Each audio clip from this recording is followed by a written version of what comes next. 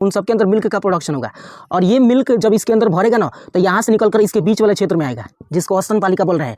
तो स्तन पालिका के बीच वाले क्षेत्र को ल्यूमेन कहते हैं।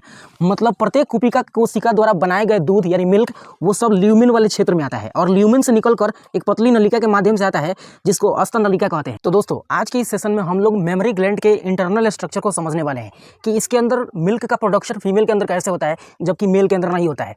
तो आइए शुरू करते हैं और समझते हैं इसके आंतरिक भाग में और इसके क्रियाविधि को किस तरह से एग्जाम में आप बना सकते हैं। तो सबसे पहले हम इसके लोकेशन की बात करते हैं कि हमारे शरीर पर होता कहाँ है। तो हम जानते हैं कि दोस्तों हमारे शरीर में जो रिब्स होता है, पसलियाँ,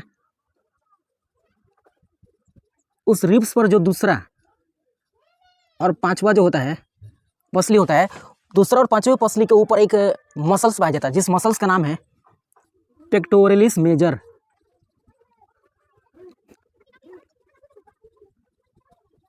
क्या नाम है? Pectoralis major. यह पेक्टोरलिस मेजर जो है दूसरा से पांचवें रिब्स पर पाया जाता है। जब इसके अंदर फैट यानी एडिपोज ऊतक, तो वसा के ऊतक को हम एडिपोज ऊतक कहते हैं। यानी पेक्टोरलिस मेजर जो मसल्स है, मांसपेशी है, उसके अंदर जब एडिपोज टिश्यू या वसा ऊतक का जमा होता है तो वैसे सिचुएशन में पेक्टोरलिस मेजर जो मसल्स है ये फूल जाता है। प्लस इसको फूलने में या इसके आकार में वृद्धि करने में एक हार्मोन भी योगदान देता है। उस हार्मोन का नाम है प्रोजेस्टेरॉन। ठीक है, यानी एक मतलब क्लियर हुआ है कि जो दूसरा और पांचवा अस्थि पर जो पेक्टोरलिस मेजर होता है, इसमें एडिपोज टिश्यू या वसा ऊतक प्लस प्रोजेस्टेरॉन हार्मोन के प्रभाव के कारण ये जो पेक्टोरलिस मेजर है ये फूल जाता है, जिसके कारण स्तनों या जो मेमोरी ग्लैंड होता है इसमें उभार आता है। इसका मतलब कि सर जो फीमेल या मादा के अंदर, किसमें? फीमेल या मादा के अंदर प्रोजेस्टेरॉन स्तनों के उभार में या मेमोरी ग्लैंड के उभार में काम में आता है। मतलब सर एक बात क्लियर हो गया है कि प्रोजेस्टेरॉन हार्मोन जो होता है ये मेल के अंदर नहीं पाया जाता है। किसमें नहीं पाया जाता है? मेल के अंदर। इस वजह से पुरुषों में मेमोरी ग्लैंड या स्तन जो होता है उसमें उभार नहीं आता है। लेकिन सर एक कंडीशन है, जैसे ये आदमी जो दिख रहा है इसमें तो दिख रहा है कि इसमें स्तन का उभार हुआ है। तो इसका मुख्य रीजन क्या है कि मेल के अंदर जब दो हार्मोन, एक होता है टेस्टोस्टेरोन और एंड्रोजन हार्मोन, इन दोनों की मात्रा में जब कम या ज़्यादा होता है ना तो इसके कारण उनके पेक्टोरलिस मेजर जो मसल्स है इनमें वृद्धि होता है, जिसके कारण एडिपोज ऊतक जो होता है उनके साइज बढ़ जाते हैं। इस कारण से मेल के अंदर स्तन जो होता है बड़ा दिखता है थोड़ा सा, लेकिन उनके अंदर मिल्क का प्रोडक्शन संभव नहीं है। बस ये दो रीजन है। एक रीजन की टेस्टोस्टेरोन और एंड्रोजन हार्मोन की मात्रा जब डिसबैलेंस होती है तो ऐसे सिचुएशन में मेल के अंदर स्तनों में उभार देखने को मिलता है। तो एक चीज़ याद रखिएगा, यदि प्रोजेस्टेरॉन हार्मोन का इंजेक्शन दिया जाए नर को तो उसके अंदर ये जो एडिपोज टिश्यू है या पेक्टोरलिस मेजर मसल्स जो है इसके अंदर स्तनों का उभार या इसके वजह से इनमें वृद्धि की मतलब क्रिया शुरू हो जाती है अगर इसका इंजेक्शन दिया जाए तो। बट ये पॉसिबल नहीं है। एक रीजन था यहाँ पे मात्र कि ये इन दोनों हार्मोन की मात्रा अगर डिसबैलेंस होती है तो नर में स्तन का उभार होता है, बस मिल्क का प्रोडक्शन नहीं होता है। तो आई होप ये कहानी आपको समझ में आया होगा। अब फाइनली हम समझते हैं कि फीमेल के अंदर ये जो स्तन है मेमोरी ग्लैंड, इसके अंदर कौन कौन से पार्ट्स होते हैं। तो हम जानते हैं कि दोस्तों ये उसका दूसरा पसल्स है और ये छठा है। तो दूसरे और छठे कभी कभी पांचवें पसली के रिब्स के ऊपर भी ये देखने को मिलता है स्तन के उभार में। और यहाँ पे आपको पेक्टोरलिस मेजर मसल्स दिख रहा है जिसके ऊपर स्तन का उभार हुआ है। अब इसके बाहरी क्षेत्र को हम एरियोला क्या कहते हैं? एरियोला। तो बाहरी क्षेत्र से पता लगाते हैं कि स्तन का उभार हुआ है कि नहीं। अब इसके अंदर चलेंगे तो इसमें बहुत सारे आपको फैटी टिश्यू मिलेंगे, ठीक है, ऊतक, जिसको हम एडिपोज ऊतक या वसा ऊतक बोलते हैं। इसी वसा ऊतक के कारण स्तनों के जो साइज होते हैं थोड़ा सा बढ़ जाते हैं, ठीक है। और इसी के अंदर ना आपको बहुत सारे गोलाकार संरचना दिख रहा होगा। अंदर जो गोलाकार संरचना दिख रहा है इसमें से एक भाग को हम एल्वियोलाई या फिर कुपिका कहते हैं। मतलब एक स्तन पालिका के अंदर ऐसे 15 से 20 क्या होते हैं तो कुपिका होता है। यहाँ पे हम लिख देते हैं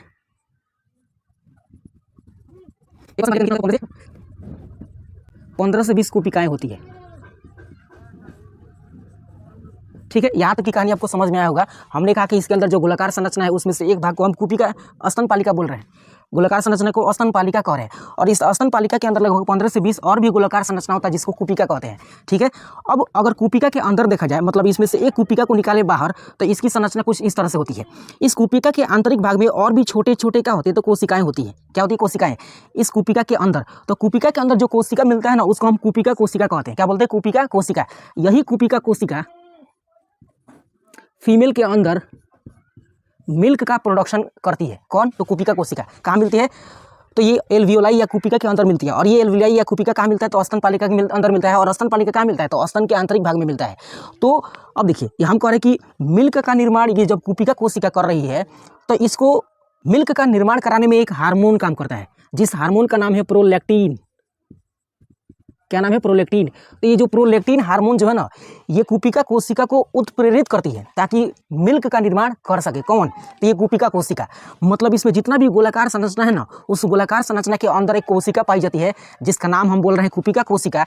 और ये कुपिका कोशिका प्रोलैक्टिन हार्मोन के उत्प्रेरित करने के कारण ये अपने आप से क्या बनाती है? तो दूध बनाती है, मिल्क का प्रोडक्शन करती है। एक चीज समझ में आ रहा है कि अगर ये कुपिका कोशिका मिल्क का प्रोडक्शन प्रोलैक्टिन के प्रभाव में करेगी तो ये सभी मिल्क इस बीच वाले क्षेत्र में आएगा, यानी इस सबके अंदर मिल्क का प्रोडक्शन होगा। जितना भी एल्वियोलाई या वायु कोश एल्वियोलाई या कुपिका है, उन सबके अंदर मिल्क का प्रोडक्शन होगा। और ये मिल्क जब इसके अंदर भरेगा ना, तो यहाँ से निकलकर इसके बीच वाले क्षेत्र में आएगा, जिसको स्तन पालिका बोल रहे हैं। तो स्तन पालिका के बीच वाले क्षेत्र को ल्यूमेन कहते हैं। मतलब प्रत्येक कुपिका कोशिका द्वारा बनाए गए दूध यानी मिल्क, वो सब ल्यूमेन वाले क्षेत्र में आता है और ल्यूमेन से निकलकर एक पतली नलिका के माध्यम से आता है, जिसको स्तन नलिका कहते हैं। मतलब प्रत्येक स्तन पालिका के अंदर से एक पतली नली निकली होती है, जिस पतली नली को स्तन नलिका बोलते हैं। यहाँ देखिएगा, ये एक स्तन पालिका हो गया, ये भी हो गया, सब स्तन पालिका है और सबसे एक एक नली निकला हो, ठीक है। तो ये जो नली है ना, जो स्तन पालिका से निकला है, इस नली को हम स्तन नलिका बोल रहे हैं। अब ये निकलेगा तो आगे एक बड़े से क्षेत्र में आके स्टोर होता है यहाँ पे, ठीक है। इस बड़े से क्षेत्र को हम मेमरी एम्पूला बोलते हैं। क्या बोलते हैं? मेमरी एम्पूला। यानी प्रत्येक स्तन पालिका से जो दूध निकलता है वो सब एक गोलाकार संरचना में जाके स्टोर होता है। यहाँ पे आप देख पा रहे होंगे, इस गोलाकार संरचना को मेमरी एम्पूला कहते हैं।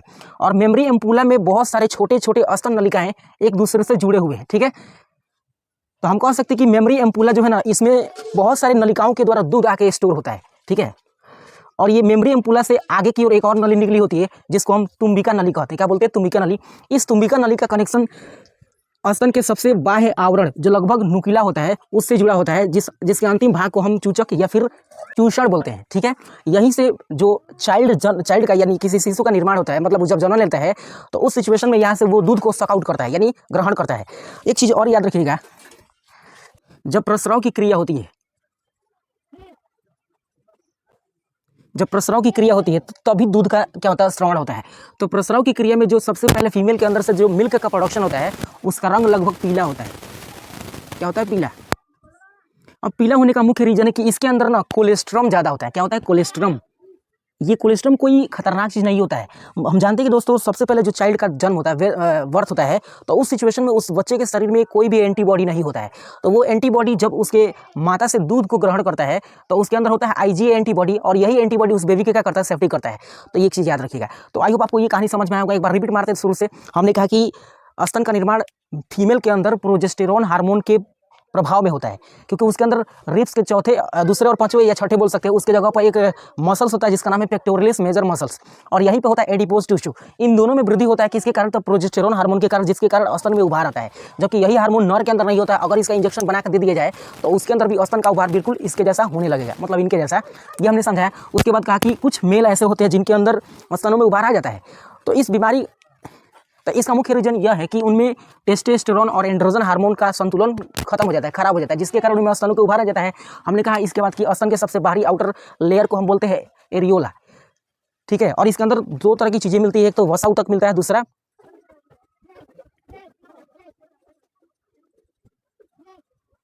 जिसके कारण ये दूध कैसा दिखता है? पीला दिखता है। और इसके अंदर एक एंटीबॉडी होता है जिसका नाम IgA है। स्तन पालिका है, मतलब दो चीज, एक तो एडिपोज टिश्यू और दूसरा स्तन पालिका। इन दो के मिलने के कारण स्तन का संरचना बना हुआ है। अब हमने एक स्तन पालिका के अंदर जब देखा तो 15 से 20 इसके अंदर क्या होते हैं? तो कुपिकाएं होती है। क्या होते हैं? 15 से 20 कुपिकाएं होती है। इस कुपिका के अंदर हमने देखा कि एक कुपिका के अंदर बहुत सारे कोशिकाएं मिलती हैं, जिनमें से एक कोशिका को कुपिका कोशिका कहते हैं। यही कुपिका कोशिका मिल्क का प्रोडक्शन करती है एक हार्मोन के प्रभाव में, जिसका नाम है प्रोलैक्टिन, ठीक है। मतलब प्रोलैक्टिन जरूरी है, तभी तो कुपिका कोशिका मिल्क का प्रोडक्शन कर सकती है। अब जब कुपिका कोशिका मिल्क का प्रोडक्शन करती है तो इसके आंतरिक भाग में आता है, मतलब इसके आंतरिक भाग में आता है, और इससे निकल के आता है किस में? तो ल्यूमेन में। और ल्यूमेन से नलिकाएं जुड़ी होती है, जिस नलिका के माध्यम से फाइनली चूचक या फिर ये जो चूषण क्षेत्र है यहाँ तक आ जाता है, यहाँ से बेबी सक आउट कर लेता है। तो आई होप आज की कहानी आपको समझ में आया होगा। और भी कोई बायो का टॉपिक है जो आपको समझने में दिक्कत है तो कमेंट सेक्शन में पिन कीजिए, उसके ऊपर भी हम वीडियो बना के छोड़ेंगे। तो इसी के साथ मिलते हैं किसी अदर वीडियो में, तब तक के लिए take care of your self.